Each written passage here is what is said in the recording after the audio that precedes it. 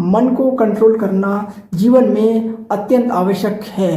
अगर हम अपने मन को कंट्रोल में नहीं करेंगे तो हमारा जीवन बर्बादी की ओर जाता है। हमारा मन चारों तरफ भागता है। हमारे मन में गलत विचार जल्दी आते हैं और अच्छे विचार देर से आते हैं। हमारा जो शरीर है ये भी मन के कंट्रोल में है। जो मन कहता है वही शरीर करता है। अगर हम अपने मन को कंट्रोल में कर लें तो अपने शरीर को भी कंट्रोल में कर लेंगे।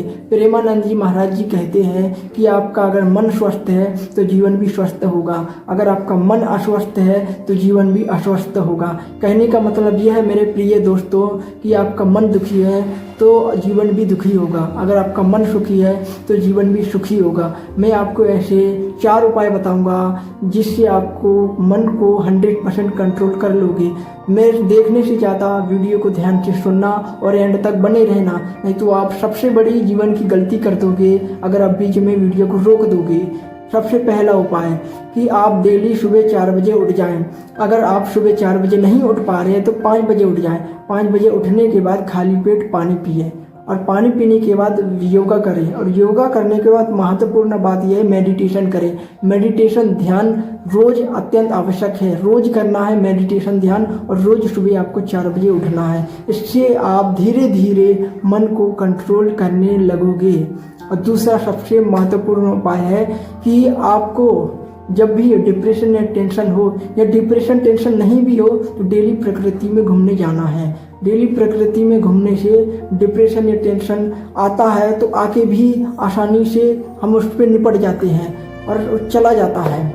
डिप्रेशन टेंशन जब भी आपको हो तो आपको प्रकृति में जाना है, और ना भी हो तब भी आपको डेली 1 घंटा प्रकृति में जाना है। और डिप्रेशन टेंशन अगर आपको ज़्यादा हो तो आपको घर में देर से लौटना है। 2 घंटा प्रकृति में बिताओ या 3 घंटा 4 घंटा बिताओ, मगर प्रकृति में आपको डेली बिताना है। तीसरा सबसे अत्यंत आवश्यक है कि आपको खाली नहीं बैठना है। कहने का मतलब ये है दोस्तों, खाली दिमाग शैतान का होता है।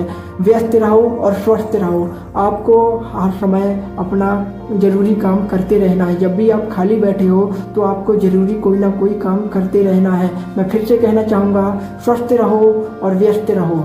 और चौथा सबसे अत्यंत आवश्यक महत्वपूर्ण सूचना के अनुसार ये बहुत महत्वपूर्ण है। चौथा तो बहुत महत्वपूर्ण है दोस्तों, कि आपको जब भी डिप्रेशन और टेंशन होती है तो सुशांत सिंह राजपूत इसने आत्महत्या कर ली थी डिप्रेशन और टेंशन की वजह से।